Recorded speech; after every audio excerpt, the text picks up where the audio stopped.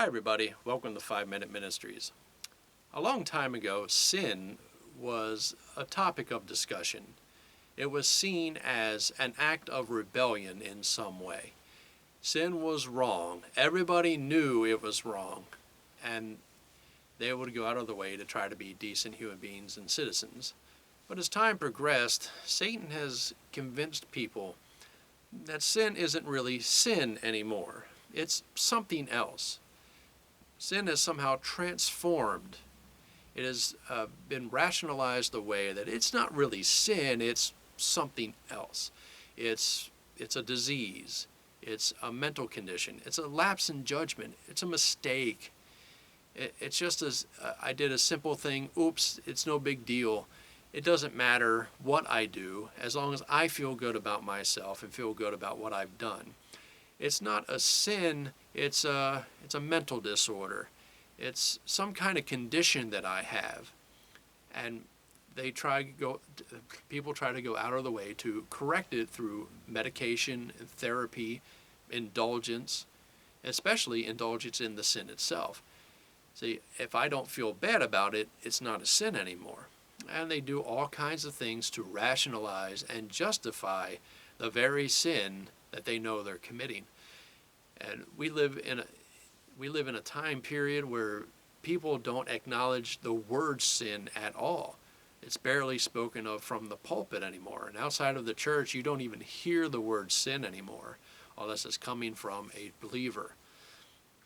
Now, that being said, the devil wants you to continue to think that way. He wants you to think that sin is not sin, it's something else. And it's something that can be treated. Our behavior, our speech, our thoughts, it can all be controlled by human means. And we see the results of that. If you look around and you think the world's not getting any better, you can see that thinking that sin is not very helpful. And the devil wants us to think that, because if we understand that we are sinners, then we will understand that we need rescued from the sin itself. You can treat the symptoms all you want. You can blame anything you want. You can go ahead and go to the therapy. You can go ahead and take the pills. You can go ahead and go through the classes, and you can blame your astrological sign if you want to. But none of it negates the fact that you are a sinner. You are a sinner by choice. You decide to do the sins, and you are going to be the one who is held accountable for them. Now, if you have the idea that sin is not really sin, and you make all kinds of excuses for yourself, then you're falling right into the devil's trap. Because if there's no sin, there's no need for God. And God, in a lot of people's eyes and minds, have been taken out of the equation. And since He's not there, we're not sinners, we have a problem.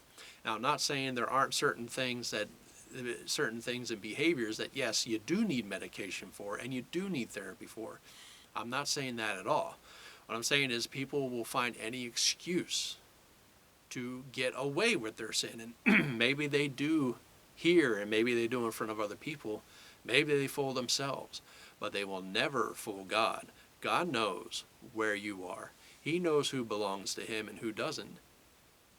And if you are a sinner and you continue to sin and make excuses for it, you might want to ask yourself, do I really belong to Him? And if you know for sure I don't belong to God, now is a good time to give yourself over. The first step, of course, as anything will tell you, is to admit there's a problem. The problem is the sin that's within you. The problem is that you choose to think, say, and do the things that you know you shouldn't. You know are wrong. And you continually make those choices. Now you have to say, I don't want to be a sinner anymore.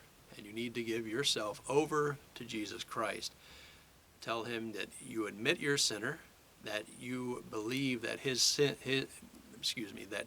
death and blood paid for that sin, that He rose from the dead, and that you want to give all of yourself over to Him.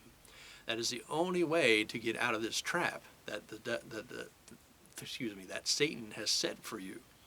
He set that trap for everyone. If sin isn't sin, then you don't need God. Well, sin is sin, and you do need God, and I urge you to come to him. This has been 5 Minute Ministries, and I'll see you next time.